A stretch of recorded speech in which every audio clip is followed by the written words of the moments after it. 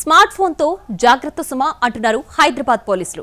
ముఖ్యంగా అమ్మాయిలు, యువతులు మరిన్ని జాగ్రత్తలు తీసుకోవాలని సూచిస్తున్నారు. సోషల్ మీడియాలో వచ్చే నోటిఫికేషన్లు, వాటికి ప్రతిస్పందిస్తే వచ్చే అనర్థాలు అన్ని ఇన్ని కావంటున్నారు.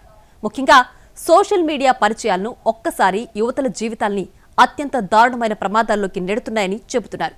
So be alert with social media అంటూ అప్రమత్తం చేస్తున్నారు. స్మార్ట్ ఫోన్ వరమా శాపమా అంటే చెప్పడం కష్టమే. స్మార్ట్ ఫోన్ ద్వారా ఉపయోగించే సోషల్ మీడియా వల్ల కూడా అంతే. ఒక్కోసారి మంచి విషయాలు తెలుస్తాయి, అదే టైంలో జీవితాన్ని సైతం ప్రమాదంలోకి నెట్టే అవకాశాలు ఉంటాయి. ఈ మధ్య యువత పెద్ద ఎత్తున సోషల్ మీడియాకు ఆకర్షితులవుతున్నారు. ప్రతి ఒక్కరి చేతిలో స్మార్ట్ ఫోన్ కనిపిస్తోంది. దీంతో సైబర్ నేరగాళ్లు, ఆన్లైన్ కేటుగాళ్లు, ఆకతాయిలకు ఇది వరంగా మారింది. యువతులు, అమ్మాయిలకు సైబర్ వేదికగానే వల విసురుతున్నారు. ఆ తర్వాత వారిని మోసం చేయడం, బెదిరించడం, తద్వారా యువతుల జీవితాలతో చెలగాటం ఆడుతున్నారు. So keep a social distance to social media అంటున్నారు పోలీసులు. సోషల్ మీడియా వినియోగం పెరిగిన కొద్దీ అపరిచితులతో పరిచయాలు కూడా వేగంగా పెరుగుతున్నాయి. ఈ పరిచయాలే కొందరు యువతులను ఊహించని ప్రమాదాల్లోకి నెడుతున్నాయి.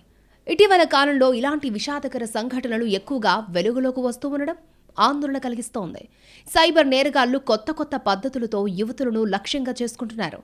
అందమైన యువకులు ఫోటోలు, సినీ నటుల చిత్రాలను డీపీలుగా పెట్టుకుని ఫేక్ అకౌంట్లు క్రియేట్ చేసి ఫేస్బుక్, ఇన్స్టాగ్రామ్ వంటి వేదికల్లో ఫ్రెండ్ రిక్వెస్ట్లు పంపిస్తున్నారు. ఆ మాయ మాటలకు ఆకర్షితులై కొందరు యువతులు వారిని నమ్మి వ్యక్తిగత ఫోటోలు, వీడియోలు పంచుకుంటున్నారు. అదే వారి జీవితాల్లో పెద్ద ప్రమాదానికి కారణమవుతోంది.